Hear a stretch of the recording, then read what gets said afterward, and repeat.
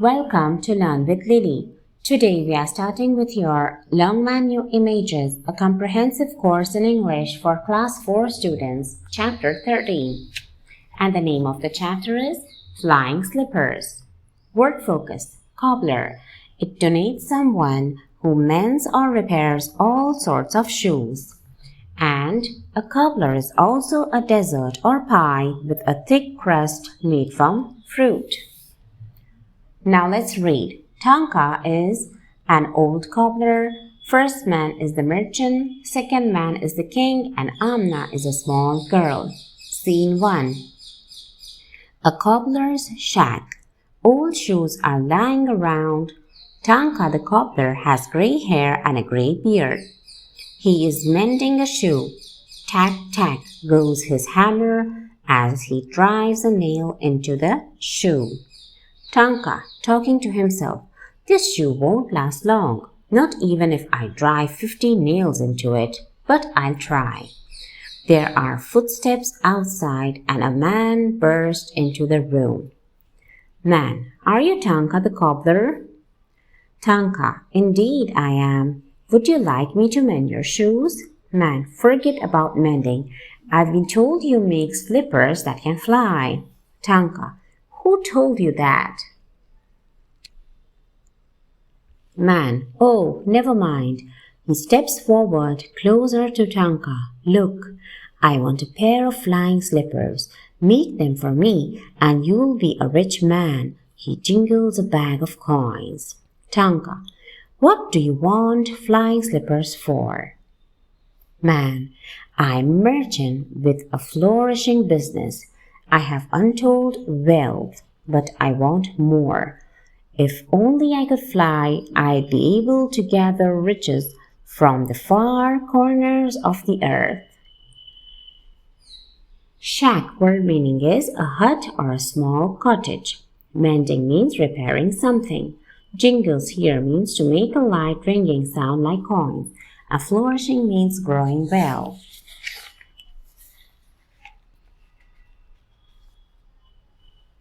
Tanka, shaking his head, flying slippers are not for you. Man, I'll fill your shack with gold. No, wait a minute. I'll make you a mansion with gates of gold and silver fountains in the garden. I'll give you bags of gold coins like this one. He jingles the bag once more. Just make me a pair of flying slippers and your days of suffering will be over. Tanka, alas, the flying slippers are not for you. The merchant begs. He frowns and stamps his feet, but Tanka is unmoved. Finally, the merchant goes away. Now the scene 2. Tanka is still at work. He hears the sound of a horse's hooves.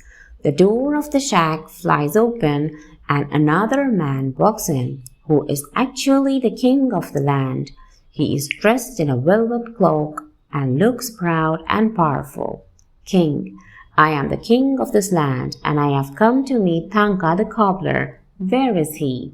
Tanka, here I am, O king. What can I do for you? King, I've just come to know that you can make flying slippers. How is it that you never made such a pair for me? You must be punished. Tanka, as you wish, sire. Sorry. So mansion means a palace, a huge beautiful house. Hooves means the hard parts of the feet of an animal, especially a horse. And sire means a word used to address a king.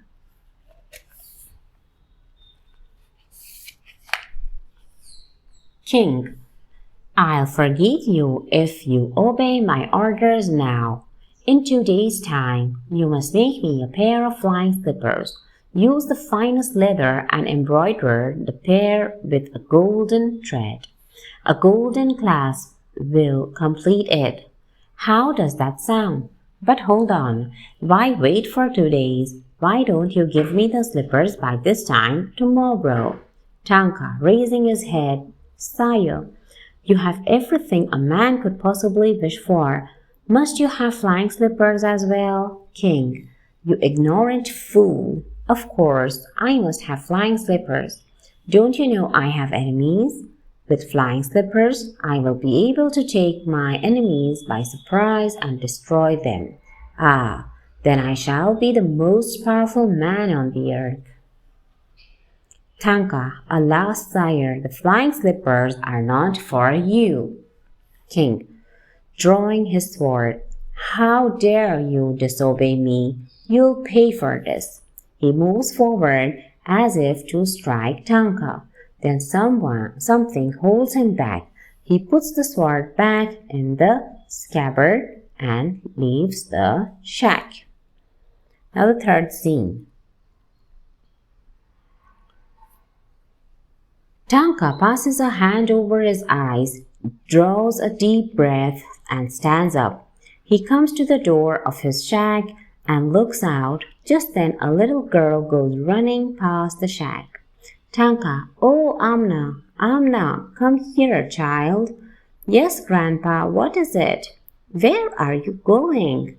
To the village shop. Mother wants some salt. Tanka, fine, but first tell me, if I made a pair of flying slippers for you, what would you do with them?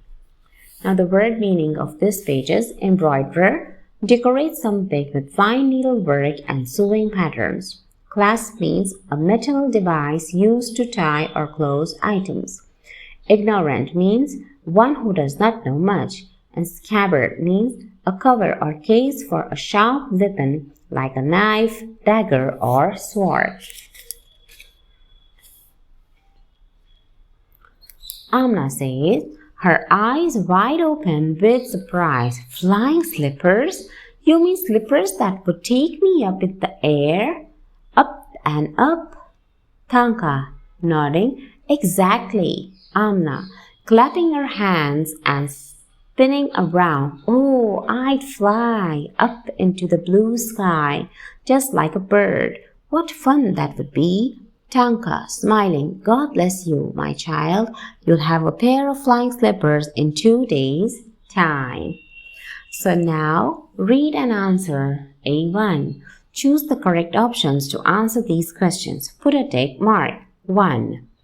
What was Tanka doing when the merchant entered? A. Mending a shoe. Number 2. What did the merchant promise to offer Tanka for making flying slippers? A bag of gold coins. Number 3. What did Tanka offer Amna? A pair of flying slippers. And number 4. What would Amna do with the flying slippers?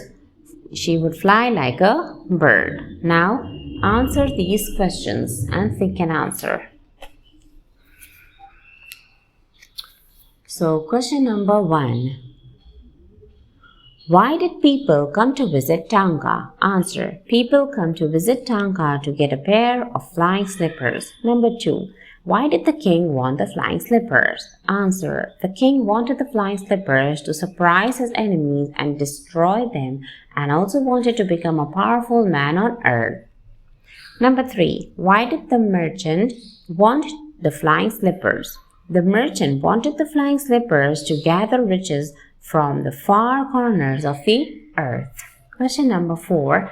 How did the king respond when Tanka refused to fulfill his demand?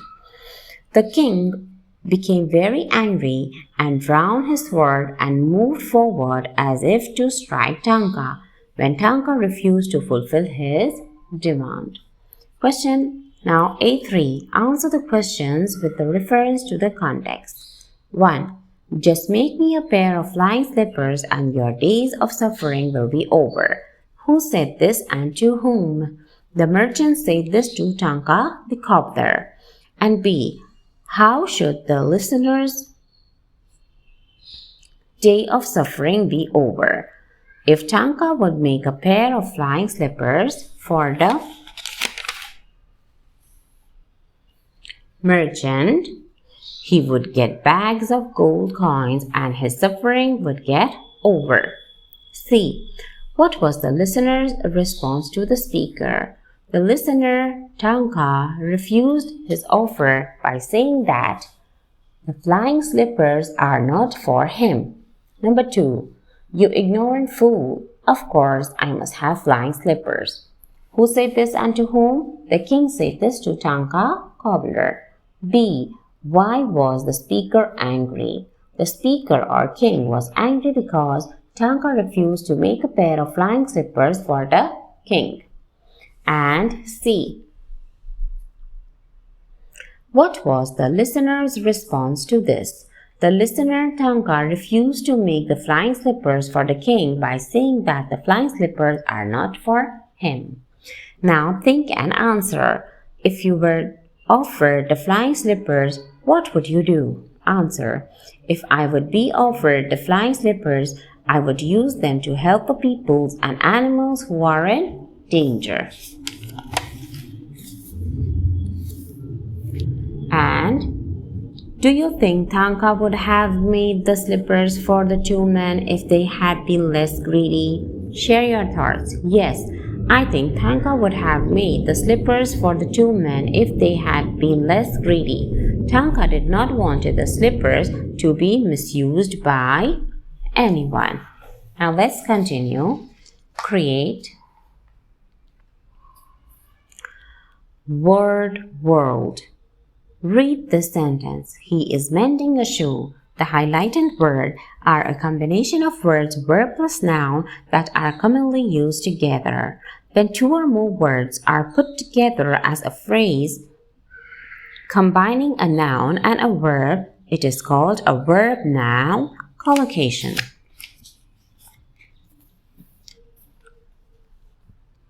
Note, it may or may not have an article. For example, make money, serve the country, keep a promise. Choose the correct options to complete these sentences with suitable verb-noun collocations. Number 1. The policeman paid no heed to my request. Number 2. Few people can keep a secret. Number 3. If you don't pay the bill on time, you will have to pay a fine. And number 4, do you keep a diary? Now B2. Complete the verb-noun collocations in these sentences with words from the help box. Number 1. Please pay attention to your father when he is talking. 2. You should save money for future. 3. She should take care of her sick dog. And 4. Nothing can make a difference in a fool's life. So pay attention, save money, take care, and make a difference. As you can see in make a difference, it is using an article here. Now, language ladder. Read this sentence, but hold on. Why wait for 2 days? The highlighted verb hold is used with the preposition on. A phrasal verb is a phrase that uses a combination of a verb with a preposition, adverb, or both. It functions as a verb in a sentence. Now the next activity. Match the phrasal verbs in column A to their meanings in column B. So pull over means come to a stop. Warm up means prepare your body for exercise. Do away with means remove something. Give up means stop trying. And make up means forgive each other. Now C2. Identify the phrasal verbs in these sentences. Number 1. The meeting was called off after the chairman fell ill. Number 2. I hope she takes up a new hobby. Takes up. Number 3. I looked up difficult words in the dictionary. Looked up. And 4. Our plane is going to take off soon. So take off is also a phrasal verb here. Now, perfect pronunciation. Read these words carefully. Knob, no, knock. The highlighted letters are silent that cannot be heard thereby pronouncing the above words. When letters that are part of the spelling of a word are not pronounced, they are called silent letters. So, if you enjoyed my video, please do like, share, subscribe, And thank you so much for watching. God bless you all.